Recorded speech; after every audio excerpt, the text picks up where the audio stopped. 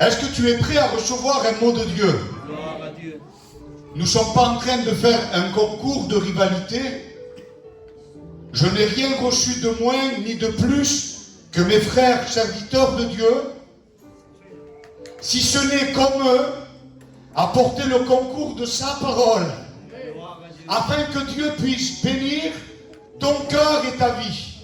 Alors, vous savez, les réunions carrées, je ne les aime pas spécialement, à part si Dieu me le demande.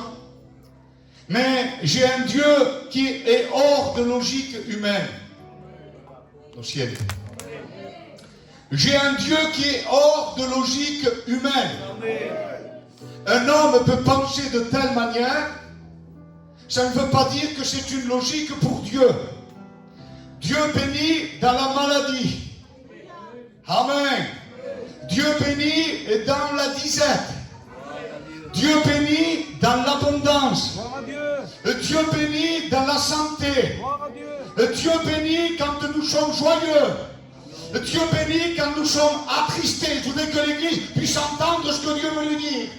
Dieu bénit quand nous sommes derrière la prison. Dieu bénit sur un lit d'hôpital. Dieu bénit dans la séparation. Nous avons un Dieu qui est capable de bénir, hors de la logique humaine. Et je voudrais que l'Église de Dieu dise Amen à cela. Je voudrais que tu sois bien attentif, que tu ne t'endors pas, mais que tu écoutes ce que Dieu a à te dire ce soir. C'est important ça. On a tendance à s'endormir dans une réunion. Mais pourquoi? Est-ce que tu t'es déjà posé la question de pourquoi? Tu vas travailler, tu ne t'endors pas. Tu vas au magasin, tu ne t'endors pas. Pardon pour le deuil, tu regardes un film, tu ne t'endors pas. Minuit, tu n'as pas sommeil. Une réunion, 1 heure assis, tu bailles et tu t'endors. Mais qu'est-ce qui arrive? Je vais te le dire ce qui arrive. Tu veux l'écouter? Est-ce que tu veux l'écouter? La Bible détaille que la chair est contraire à l'esprit. Et quand l'esprit de Dieu veut bénir, eh bien ta chair se met entre les deux et elle t'empêche la bénédiction. Comment? Avec des pensées contraires. Avec des problèmes dans ta tête. Avec des envies même de dire mais qu'est-ce que je fais là dans cette réunion? Je vais te dire ce que tu fais là. Il y a 2000 ans, il y a quelqu'un que la Bible détaille qu'il a été élevé entre ciel et terre. Et il a dit, j'attirerai tous les hommes à moi. Ce soir, il t'a attiré à lui pour que tu saches qu'il y a un Dieu qui est mort, mais qui n'est pas fait de bois ni de pierre. Les catholiques adorent des statues, ils se prosternent devant elles. D'autres adorent des statues en bois. On coupe le bois, un morceau on prie devant et l'autre morceau se chauffe là pour la cheminée. C'est écrit dans la parole de Dieu. C'est comme ça ou pas les frères? Le Dieu qui t'a attiré ici n'a pas été fait de main d'homme. Il n'a pas été créé. Mais il est depuis toute éternité. La Bible dit qu'il est celui qui est. Il est celui qui est au-dessus de tout. On va pas se voiler la face, pardonnez-moi l'expression. Je connais mon église. Je connais mes brebis. Je sais qui est bien, je sais qui est mal. Je sais qui est tourmenté, je sais qui n'est pas tourmenté. Je sais qui c'est qui doute et je sais qui c'est qui a la foi. Je le sais. Mais moi, je ne peux rien faire pour toi. Qu'est-ce qu'il dit le pasteur? Il est devenu fou. Je ne peux rien faire pour toi. Il faut que tu désires te sortir de là. Il faut que tu écoutes la parole de Dieu. Il faut que tu écoutes les conseils de la parole de Dieu. Jésus va dire dans Jean 10, verset 19, 17, je suis la porte. Écoutez bien. Si quelqu'un entre par moi, il sera sauvé. Ah ben, qui c'est qui est sauvé? Qui c'est qui est entré à la porte? Béni soit Dieu pour les sauver. Je suis la porte. Si quelqu'un entre par moi, il sera sauvé. Il entrera et il sortira. Mais la Bible dit, et il trouvera des verts pâturages. Tu sais qu'est-ce que c'est un vert pâturage? Un berger prend ses brebis et il les amène dans des verts pâturages. Parce que sinon elles vont manquer de force. Elles vont manquer de repos. Elles vont manquer de fraîcheur. Alors le berger a une mission, laquelle? De prendre ses brebis et de l'amener dans un vert pâturage. Mais je vais te dire ce qu'il y a dans mon cœur. Est-ce que tu veux l'écouter? En 10 minutes, laissez-moi 10 minutes, on prie le Seigneur. Mais je te promets que tu vas sortir de ce lieu comme il y a longtemps que tu n'as pas été comme cela. Est-ce que tu le crois, Église de Dieu? Dieu veut t'amener dans des verts pâturages. Mais j'ai jamais vu un berger prendre la tête de la brebis. Ça me fait rire peut-être, mais je dis ce que Dieu me dit. Vous êtes d'accord ou pas, Église de Dieu? J'ai jamais vu un berger lui dire, mange, mange. Vous avez vu un animal, vous pouvez faire ce que vous voulez, mettre de l'herbe, un lapin, une brebis, le kékéré. Il ne veut pas manger, il ne veut pas manger. Moi, je suis limité. Nous sommes des bergers limités. Mais je veux te parler du bon berger. Celui, alléluia, qui amène ses brebis dans les verts pâturages. Celui qui est capable de donner en abondance. La Bible dit que le bon berger donne sa vie pour ses brebis. C'est lui qui t'a attiré, Vanet. C'est lui qui t'a attiré. C'est lui qui t'a attiré à lui pour que tu puisses venir dans ces verts pâturages. Mais qu'est-ce qui arrive alors? Pourquoi je suis triste? Pourquoi je manque de force? Pourquoi je suis malheureux? Pourquoi la preuve m'impressionne? Pourquoi les Goliaths me font peur? Pourquoi? Parce que tu ne manges pas l'herbe que Dieu te donne. Il dit, nous amènera dans des verts pâturages. Là où on trouvera le repos. Là où on trouvera le bonheur. Là où on trouvera la récompense. Est-ce que l'Église de Dieu est d'accord? Est-ce que tu es d'accord avec ce que je te dis? Parce que si tu te laisses contaminer ta pensée, le diable est en train de semer des pensées contraires, en te disant que tu t'en sortiras pas, en te disant que tu ne seras pas guéri, en te disant que ton foyer ne va pas tenir. Et toi, au lieu de croire ce que Dieu te dit, tu crois ce que le diable te dit. Vengo a romper todo lo que el diablo viene a decirte en el pensamiento. Je viens le briser au nom de Jésus. Je viens rendre ta pensée libre à écouter et entendre la voix de Dieu. Parce que quand Dieu parle, alléluia, quand il parle au vent, le vent s'arrête. Quand il parle au flot de la mer, les flots de la mer s'arrêtent.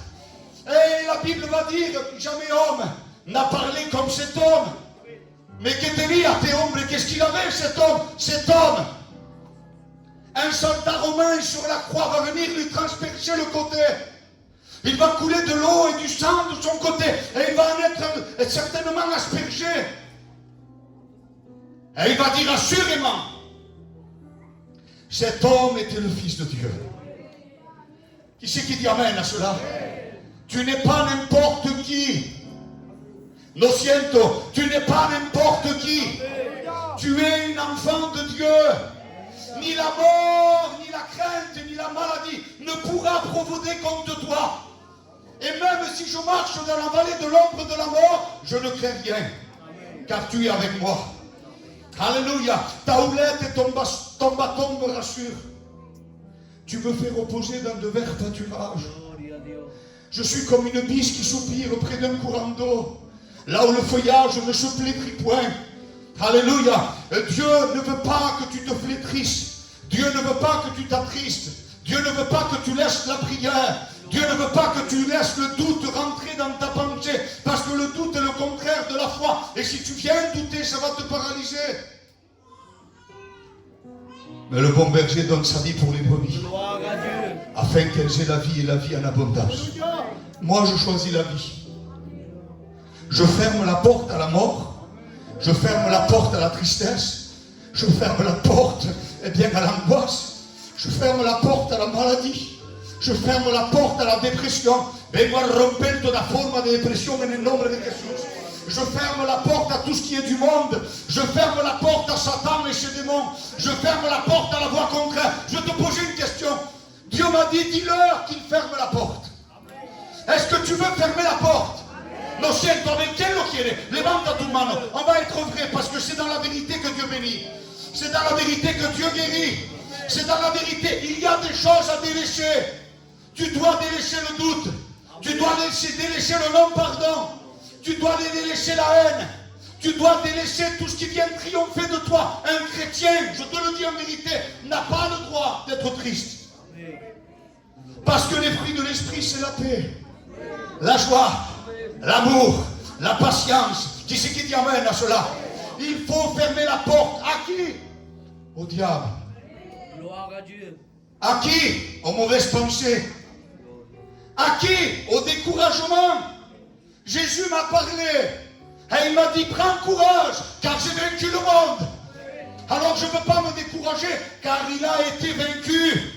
Qui c'est qui dit amen à cela? Est-ce que tu reçois la parole de Dieu dans ton cœur? Est-ce que tu veux fermer la porte? La vérité c'est laquelle? On va mettre le doigt dessus. On ne peut pas suivre 2 maîtres à la fois. Tu t'attacheras à un et tu haïras l'autre. Je hais ce que mon Dieu est. Et j'aime ce que mon Dieu aime. Seigneur, qu'est-ce que tu aimes pas? Le péché, la méchanceté, la tristesse, le désarroi, et bien le découragement, le manque de prière, le doute. Tout ça, j'aime pas. Satan, ces démons, que l'Église dise amen. Dieu n'aime pas Satan et les démons. Je ne veux pas les aimer non plus. Alors qu'est-ce que je dois faire? Ferme la porte. N'écoute plus ce que le diable te dit. N'écoute plus qu'il te dit ta vie est terminée. Ton foyer dans la tristesse, ça ne s'arrangera pas. Ta famille est malade, tu n'as pas d'argent et ton fils ne se convertit pas. Ferme la porte. Quand Dieu ferme quelque chose, personne n'a la capacité de le réouvrir. Quand Dieu ouvre quelque chose, personne n'a la capacité de le refermer. Parce qu'il est le Dieu tout-puissant. Qui dit amen avec toi? Je voudrais de tout mon cœur, mais là j'y mets tout mon cœur. Je suis parti 7 jours en Israël, on n'a pas dormi, 2-3 heures par jour. Je suis venu fatigué, je me suis reposé toute la journée. Mais dans mon cœur, le Saint-Esprit me l'a dit, il me l'a dit. Et je crois ce que Dieu me dit, Ramiro. L'Esprit Santo m'a parlé, il m'a dit, je vais envoyer une bague de bénédiction ce soir. Alléluia. Et je vais relever mon église. Je vais les bénir d'une manière où tu ne pourras pas t'imaginer. Pourquoi? Parce que c'est Guigui. Je ne mérite rien. Il faut qu'il croie, c'est que je diminue. Pour voir sa gloire, c'est lui le maître. C'est lui le roi, c'est lui le roi des rois. Comment faire alors? Écoute la voix du bon berger. Parce que moi je ne suis pas bon. Il y a un homme qui vient vers Jésus et lui dit bon maître. C'était le Fils de Dieu, Église de Dieu. La Bible dit que l'ombre de la variation du péché n'a pu l'atteindre. Il dit que les cieux des cieux ne peuvent le contenir. Qui c'est qui dit amen à cela? Que la terre est son marchepied, le ciel est son trône. Voilà comment Dieu le détaille. On pourrait en dire et en dire et en dire et en dire. Eh bien, ce Jésus-Christ-là, le Fils de Dieu, la parole faite chair, va dire, pourquoi m'appelles-tu bon? Ne sais-tu pas qu'il n'y a de bon que mon Père qui est aux cieux? Comment on pourrait dire qu'on est bon? Celui qui est bon en nous, c'est lui. Mais il faut le laisser régner. Il faut le laisser choisir. Il faut le laisser parler. Il faut le laisser entendre. Il faut lui donner sa vie en entier. Il faut renoncer au péché. Il faut renoncer à la méchanceté. Il faut renoncer à la paresse spirituelle. Parce que la Bible dit, un peu croiser les mains. Et un peu d'assoupissement. Et qu'est-ce qu'elle dit la parole? Et une ruine soudaine vous surprendra. Tu veux faire partie de la ruine soudaine ou tu veux faire partie de la bénédiction éternelle? Abel, de quoi tu veux faire partie? De la bénédiction éternelle? Ferme la porte. Ferme la porte à l'ennemi. Ne te laisse plus te tromper dans tes pensées. Le terrain spécial del diablo, parce que le sienta salva, le Père du salva, et tous ceux qui sont là, écoutez bien, le terrain spécial du diable, c'est de parler dans la pensée. C'est de souffler aux oreilles tout le contraire de ce que Dieu dit dans sa parole. Et au moment que tu fais comme Adam et Ève, Ève dans le jardin, le serpent y vient et il dit, a-t-il réellement dit que si je mangerais de ce fruit, je mourirais? Et quand il dit, a-t-il réellement dit, Ève a dû dire point d'interrogation. Ah, c'est vrai ça. Est-ce que Dieu a dit vraiment ça? Est-ce que si tu joues un rôle dans l'église, est-ce que tu vas mourir? Parce qu'il y en a qui jouent des rôles et jusqu'à maintenant ils continuent de le faire. Je me laisse conduire par Dieu. Moi je ne veux pas te prêcher, te caresser, je veux te sauver. Et on peut se sauver qu'à travers la parole de Dieu, rien d'autre. Si tu joues un rôle dans l'église, arrête. Arrête. Mais si par contre tu reconnais ton état, viens. Mais avant de venir, ferme la porte. Tous ceux qui ont une maison, levez la main, qui vivent en maison ou en caravane, où vous voulez. Vous vivez dans une maison, une caravane, tout le monde. Quand vous partez, est-ce que vous laissez la porte ouverte? Que Dieu te bénisse, la Péguinicaise. Laissez venir les petits-enfants à moi. Non, on ne laisse pas ouvert. Parce que le voleur, il rentre, il dérobe tous les trésors. Dieu nous demande de fermer la porte. C'est un message puissant, c'est particulier. Tu sais où j'ai reçu ce message? Te le dis, Jérôme, tu sais où je l'ai reçu? Je l'ai reçu il y a 2 ou 3 jours en Israël, avec le respect que je vous dois en dormant. Quand tu rentreras à l'est, tu prêcheras qu'il se ferme la porte. Qui mieux que Dieu peut connaître ta vie et la mienne? Combien il y a des choses à remettre en état aujourd'hui? Tu veux la bénédiction, écoutons la parole de Dieu. Tu veux que le diable arrête de te dire des mauvaises pensées? Écoute la parole de Dieu. Écoutons ce que Dieu nous dit. Fermons la porte. Tu ne veux pas fermer la porte à la tristesse? Tu ne veux pas fermer la porte à l'angoisse? Tu ne veux pas fermer la porte au doute? Qu'est-ce que tu pourras changer, toi? Même si on est malade, même si on passe par séparation, même si on n'a pas d'argent, qu'est-ce qu'on peut changer? Mais la Bible me dit, la parole de Dieu me dit, je lève les yeux vers les montagnes. Elle dit amen à esto. De là où me vient le secours. Il dit aussi, quand un malheureux crie, l'Éternel l'entend. Alléluia. Et il le délivre de toutes ses détresses. Ne veux-tu pas être délivré de tes détresses? Alléluia. Escuchad bien lo que digo. 2 minutes de plus, on prie le Seigneur. Nous avons été en Israël, vous le savez. Et on a été visiter la mer Morte. Et à la mer Morte, c'est là où il y a, eh bien, vous savez, la concentration du sel et de soufre dans l'eau est tellement puissante qu'elle est morte, tout est mort. Les végétales sont morts, il n'y a pas de vie, il n'y a pas de poisson, il n'y a pas de vagues, il n'y a rien, tota muerto. Ça s'appelle la mer Morte. Et nous étions là-bas à la mer Morte. Vous connaissez l'histoire d'Abraham et Lot. Quand il vient, eh bien, qu'il lui dit, sortez de ce village, parce que je vais détruire 2 anges, Dieu envoie 2 anges, je vais détruire la ville par le feu, par le soufre. Voyez cette histoire-là? Pas Abraham et Lot, la femme de Lot, pardon, m'engagnant. La femme de Lot. Et il lui dit, sortez vite, et les anges le sortent, mais la femme de Lot, elle se retourne, alors Dieu avait dit, te retourne pas. Je vais te poser une question. Quand tu es dans ta maison, tu t'en vas. Et quand tu te retournes, c'est pour quoi faire? Si tu veux sortir, c'est d'ouvrir la porte. C'est vrai ou pas? C'est de réouvrir la porte. Le Seigneur t'a guéri, t'a été réouvrir la porte. Le Seigneur t'a béni, t'a été réouvrir la porte. Le Seigneur t'a donné de grandes bénédictions, t'a été réouvrir la porte. Mais la femme de l'autre a été transformée en statue de sel. Je vais finir avec ça, Église de Dieu. Ce n'est pas un message méchant, au contraire. À la fin du message, dans mon cœur, c'est clair. Je te promets qu'il va y avoir une vague de restauration. Le Seigneur va bénir puissamment à travers son esprit. On a posé une question aux historiens. Et on a dit, où est la ville de Sodome et Gomorrhe? Et le serviteur Elismaël nous a répondu. Il a dit, la mer fait à peu près 400 mètres de profondeur. C'est ça, Daniel? Et quand Dieu détruit la ville, c'est pour la méchanceté du peuple. Il l'a détruit, il n'y a plus de ville qui existe. Et les historiens étaient là et ils nous ont dit, on a cherché, les archéologues ont cherché où est la ville de Sodome et Gomorrhe, et ils ne l'ont plus retrouvée. Et on a demandé à Ismaël, où elle est, Ismaël? Je vais te le dire où elle est. On l'a étudiée, on le sait, nous. Les enfants de Dieu le savent. Elle est carrément en profondeur sous la mer. Personne ne l'a retrouvée. Et Dieu a parlé dans mon cœur. Est-ce que tu veux savoir ce que Dieu m'a dit? Est-ce que tu veux savoir ce que Dieu m'a dit? Sigue cuando, on a compris ça. Celui et celle qui veulent le savoir, qui se lève de sa place. Qui est le qui le savait? On va laisser maintenant que le Saint-Esprit vienne et vienne appuyer sa parole. Ferme tes yeux et commence à prier Dieu. Je vais te dire ce que Dieu m'a dit.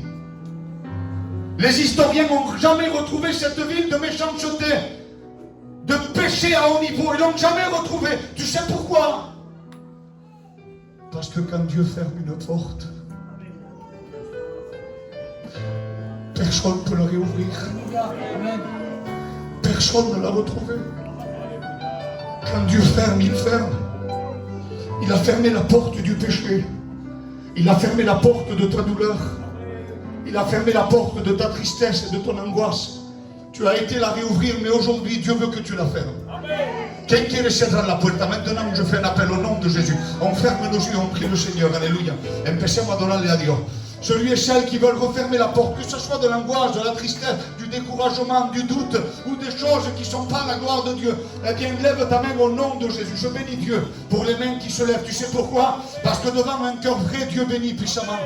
En el nombre de Jesús, cierra la puerta, ferme la porte, Dieu va te bénir. Ferme la porte au doute, Dieu va te bénir.